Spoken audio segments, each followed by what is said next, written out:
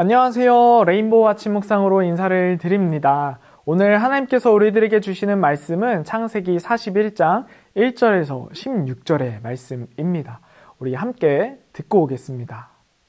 만 2년 후에 바로가 꿈을 꾼즉 자기가 나일 강가에 서 있는데 보니 아름답고 살진 7 암소가 강가에서 올라와 갈밭에서 뜯어먹고 그 뒤에 또 흉하고 파리한 다른 7 암소가 나일 강가에서 올라와 그 소와 함께 나일 강가에 서 있더니 그 흉하고 파리한 소가 그 아름답고 살진 7 소를 먹은지라.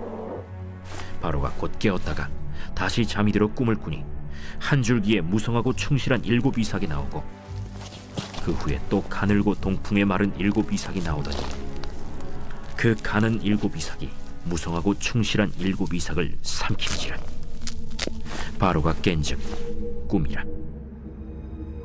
아침에 그의 마음이 번민하여 사람을 보내어 애굽의 점술가와 현인들을 모두 불러 그들에게 그의 꿈을 말하였으나 그것을 바로에게 해석하는 자가 없었더라. 술 맡은 관원장이 바로에게 말하여 이르되, 내가 오늘 내 죄를 기억하나이다. 바로께서 종들에게 놓아사 나와 떡 굽는 관원장을 친위대장의 집에 가두셨을 때 나와 그가 하룻밤에 꿈을 꾼즉 각기 뜻이 있는 꿈이라. 그곳에 친위대장의 종된 히브리 청년이 우리와 함께 있기로 우리가 그에게 말하매 그가 우리의 꿈을 풀되 그 꿈대로 각 사람에게 해석하다니 그 해석한 대로 되어 나는 복직되고 그는 매달렸나이다. 이에 바로가 사람을 보내어 요셉을 부르매 그들이 급히 그를 옥에서 내놓은지라. 요셉이 곧 수염을 깎고 그의 옷을 갈아입고 바로에게 들어가니 바로가 요셉에게 이르되, 내가 한 꿈을 꾸었으나 그것을 해석하는 자가 없더니 들은즉 너는 꿈을 들으면 능히 푼다 하더라. 요셉이 바로에게 대답하여 이르되, 내가 아니라 하나님께서 바로에게 편안한 대답을 하시리이다. 아멘. 여러분, 한자 성어 중에요, 여측이심이라는 말이 있습니다. 여측이심.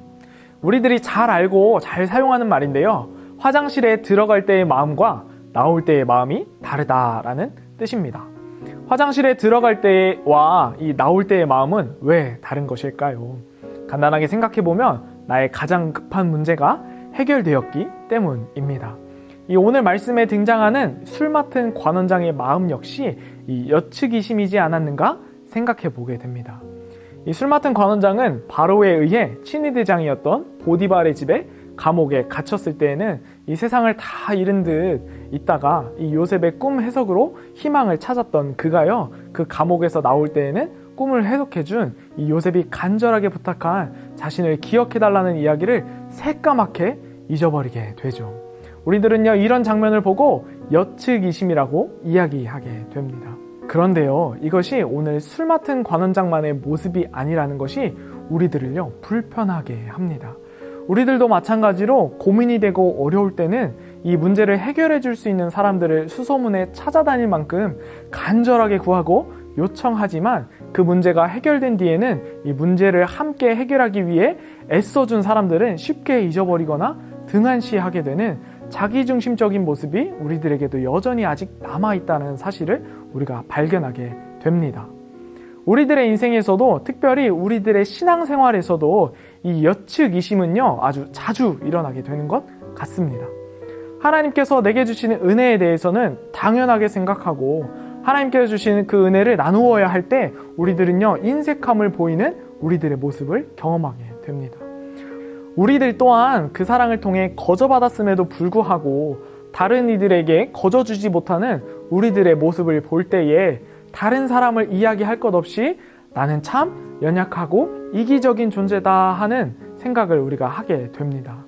저는 우리들 안에 자리 잡고 있는 이 여측이심의 마음을 우리가 버릴 때 진정한 하나님의 축복과 하나님의 은혜를 경험할 수 있다고 생각합니다.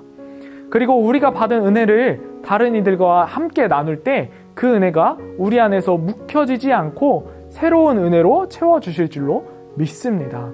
이 사실을 우리가 기억할 수 있기를 소망합니다. 우리가 매년 수확하는 이 햅쌀을요, 어떤 정해진 규격의 곳간에 우리가 보관한다고 한번 생각해 보기를 원합니다. 몇 해 동안 수확한 쌀을요, 그 곳간에 우리가 보관할 것입니다. 내가 소비하는 것보다 수확량이 많아 그 곳간이 꽉 차면 여러분들은 어떻게 하시겠습니까? 더 쌓을 곳이 없을 때 그제서야 내 곳간의 묵은 쌀들을 꺼내어서 다른 사람들에게 나누어 주실 건가요? 우리들은요, 이 묵은 쌀을요 별로 좋아하지 않습니다. 묵은 쌀로는 가끔 떡을 해 먹을 뿐 이 매일 먹는 밥을 지어 먹지는 않습니다. 우리들이 받은 은혜를 나누지 않고 곳간에 쌓아두기만 한다면 아무리 맛있는 쌀이더라도 우리는 곳간에 쌓아둔 묵은 쌀을 먹게 될 것입니다.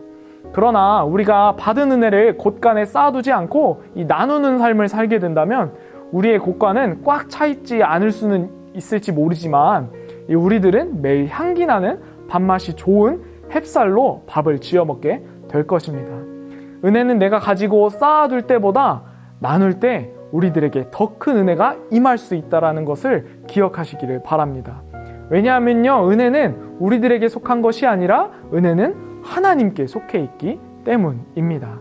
저는 그래서 우리 모든 성도님들이 은혜를 차곡차곡 쌓아두기만 하는 인생, 은혜를 두고두고 묵히는 인생이 아니라 우리의 은혜의 곳간에서 받은 은혜들을 끄집어내어 하나님께서 우리에게 거저주신 은혜와 사랑을 흘려보낼 수 있는 저와 여러분이 되시기를 소망합니다.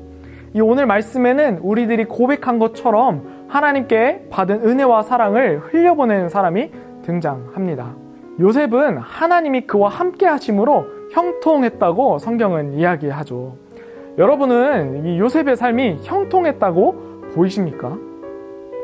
저는 우리들이 생각하는 형통과는 좀 거리가 있어 보인다고 생각합니다. 이 형들의 미움으로 인해 팔려가게 되고 원하지 않는 종살이와 감옥 생활 등 우리의 시선에서 보았을 때 형통이라고 할 만한 모습이 없어 보입니다. 그럼에도 성경은 요셉에 대해 이렇게 고백합니다. 창세기 39장에 4번 정도 이야기하는데 이렇게 이야기합니다. 2절에 여호와께서 요셉과 함께 하심으로 그가 형통한 자가 되어, 5절에 여호와께서 요셉을 위하여, 21절에 여호와께서 요셉과 함께 하시고, 23절에 여호와께서 요셉과 함께 하심이라 여호와께서 그를 범사에 형통하게 하셨더라. 하나님께서 요셉을 위하시고 요셉과 함께 하심으로 그의 인생이 형통한 인생이라고 이야기합니다. 저는 요셉이 어떻게 해서 하나님이 함께 하시는 형통의 삶을 어떻게 이루었을까 궁금해졌습니다. 이 오늘 말씀의 배경은요, 요셉이 보디발의 감옥에 갇혀 있다가 이 두 관원장의 꿈을 해석해 준 뒤에 일어난 일입니다. 술 맡은 관원장이 복직된 후에요, 2년이라는 시간이 더 지났다고 이야기합니다. 2년. 여러분은 어떻게 생각하십니까? 이 짧다면 짧고 길다면 긴 시간이죠. 이 2년이라는 시간을요, 어느 곳에서 보냈는지도 중요할 것 같습니다. 행복한 곳에서의 2년인지 아니면 어둡고 우울하고 억울한 곳에서의 2년인지 말입니다. 하나님께 받은 은혜를 요셉은 그들에게 흘려보냈지만 그 은혜를 입기만 한 술 맡은 관원장을 통한 좋은 소식은요, 없었습니다. 그렇게 시간이 지나 한날 바로가 꿈을 꾸게 됩니다. 그 꿈으로 인해 번민하게 되던 바로는 애굽의 점술가들과 지혜 있는 자들을 다 모아서 자신의 꿈을 해석해보라고 이야기합니다. 오늘 본문 8절에 아침에 그의 마음이 번민하여 사람을 보내어 애굽의 점술가와 현인들을 모두 불러 그들에게 그 꿈을 말하였으나 그것을 바로에게 해석하는 자가 없었더라. 그 꿈을 꾼 바로는 마음이 답답하고 괴로웠다고 이야기합니다. 자신의 생각으로 아무리 해석하려고 해도 이 해석이 되지 않는 이 꿈이 무슨 꿈일까 얼마나 답답했을까요? 때때로 우리들의 삶 또한 이렇지 않은가 생각해 보게 됩니다. 문제 하나를 해결해서 한 고비를 넘어왔다고 생각했는데 문제 앞에 또 다른 문제가 있고 그 문제를 해결하고 나니 다른 또 다른 문제가 산적해 있을 때 우리의 마음은 번민을 넘어서요, 미치고 펄쩍 뛰고 싶을 때가 있다라는 것입니다. 어디서부터 어떻게 해결해야 하는가 하는 막막함이요, 우리들을 휘어감싸게 됩니다. 오늘 바로도 마찬가지였습니다. 애굽의 모든 지혜 있는 자들을 불러서 자신의 꿈을 해석해보라고 이야기하지만 해석하는 자가 없었습니다. 얼마나 바로가 답답했을까요? 애굽이라는 당대의 큰 나라를 다스리면서도 내 꿈 하나 해석하지 못하는 자신이 얼마나 작고 비참하게 여겨졌을까요? 자신의 꿈을 해석하는 자가 없는 그때에 바로의 채찍근이었던 술 맡은 관원장이 2년 전 자신이 꾸었던 꿈과 그 꿈을 해석한 요셉을 기억하게 됩니다. 여측이심으로 자신이 입었던 은혜를 기억하지 못하던 술 맡은 관원장이 바로의 꿈 이야기를 듣고 자신의 꿈을 해석했던 감옥에 있던 요셉과 당신이 이곳을 나간다면 나를 기억해달라는 요셉의 간청을 기억한 것입니다. 비록 2년이라는 시간은 지났지만 술 관원장은 자신의 꿈을 해석해 주었던 요셉을 바로에게 전하며 자신이 이전에 요셉에게 입었던 은혜를 다시 요셉에게 흘려보내게 됩니다. 요셉은 그 즉시 그 감옥에서 나와 용모를 깨끗하게 한 뒤 바로 앞에 서게 되었다고 이야기합니다. 요셉은 드디어 자신이 원하고 바라고 기도했던 감옥에서 나오게 되었고 바로는 자신의 꿈을 해석할 수 있는 사람을 마주하게 되었습니다. 바로는 요셉에게 이렇게 이야기합니다. 15절에 바로가 요셉에게 이르되 내가 한 꿈을 꾸었으나 그것을 해석하는 자가 없더니 들은즉 너는 꿈을 들으면 능히 푼다 하더라. 그 대답으로요, 요셉은 바로에게 내가 그 꿈을 풀 수 있다고 이야기하지 않습니다. 해석할 수 있다고 이야기하지 않는 것입니다. 다만 요셉은 바로에게 이렇게 고백합니다. 오늘 본문 16절에 요셉이 바로에게 대답하여 이르되 내가 아니라 하나님께서 바로에게 편안한 대답을 하시리라. 하나님께서 바로에게 하시리라. 요셉은 자신의 능력이 아니라 해석은 하나님께 있다고 고백합니다. 요셉 자신은 하나님의 통로로 흘려보낼 뿐이다 라고 이야기하고 있는 것입니다. 요셉은 자신의 인생의 주권이 하나님께 있음을 항상 고백하며 자신이 하나님으로부터 받은 은혜를 흘려보내는 인생을 살았던 것입니다. 나 자신을 위해 주신 은혜를 곳간에 차곡차곡 쌓아두는 인생이 아니라 요셉은 그때그때마다 필요할 때 은혜를 흘려보낸 사람인 것입니다. 사랑하는 성도 여러분, 우리들도 이러한 삶을 살아야 하지 않을까요? 오늘 우리들의 인생이 이 누구 손에 있는지를 먼저 고백할 수 있기를 소망합니다. 우리들의 인생은요, 하나님께 있습니다. 우리들이 답답하고 해결하지 못하는 이 어려움들을 능히 해결하실 수 있는 하나님 앞으로 가지고 나오시기를 바랍니다. 문제의 어려움을 늘 하나님 앞에 가져갔던 요셉이요, 16절에 이렇게 고백합니다. 하나님께서 바로에게 편안한 대답을 하시리라. 인생의 해석은 우리들에게 있지 아니하고 인생의 해석은 하나님께 있습니다. 하나님께 붙들려 있을 때 우리들의 인생이 은혜로 다시금 재해석될 수 있다는 사실을 기억하시기를 바랍니다. 한 걸음 더 나아가서 우리들이 하나님의 은혜로 변화되었다면 우리들 또한 이 거저받은 은혜를 흘려보낼 수 있어야 합니다. 술 맡은 관원장처럼 받은 은혜를 기억하지 못하고 흘려보내지 못하는 인생이 아니라 요셉처럼 받은 은혜를 기억하며 주신 은혜를 다른 이들에게 흘려보내는 그 자신을 구하고 또 민족을 구하고 나라를 구할 수 있는 믿음의 사람들이 다 되시기를 소망합니다. 그래서 저는 이번 베델 기도회 가요, 우리들이 받은 은혜를 기억하고 그 은혜를 나를 위해 쌓아두기보다는 내 옆에 지체를 위해, 공동체를 위해 흘려보낼 수 있기를 소망합니다.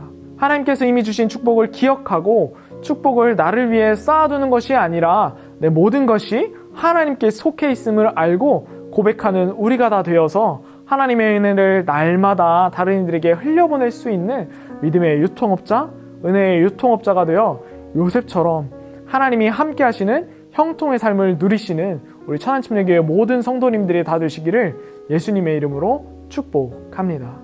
기도하겠습니다. 사랑의 하나님, 감사합니다. 오늘 요셉의 모습을 통해 자신이 입은 은혜를 유통하는 자의 축복을 경험하게 됩니다. 우리들 또한 하나님께 받은 은혜가 적지 않을 텐데 나를 위해 나의 곳간을 채우기보다 주님의 은혜를 나누고 섬기고 베푸는 곳에 사용할 수 있는 우리 모두가 다 되기를 소망합니다. 베델 기도의 기간을 통해서 우리의 믿음이 더욱 성장하게 하시고 주 안에서 흔들리지 않는 믿음, 변하지 않는 믿음으로 서는 믿음의 사람들 다 되게 하여 주시옵소서. 이 모든 말씀 감사드리며 사랑이신 예수님의 이름으로 기도합니다. 아멘. 예수 사랑합니다. 사랑합니다. 온 마음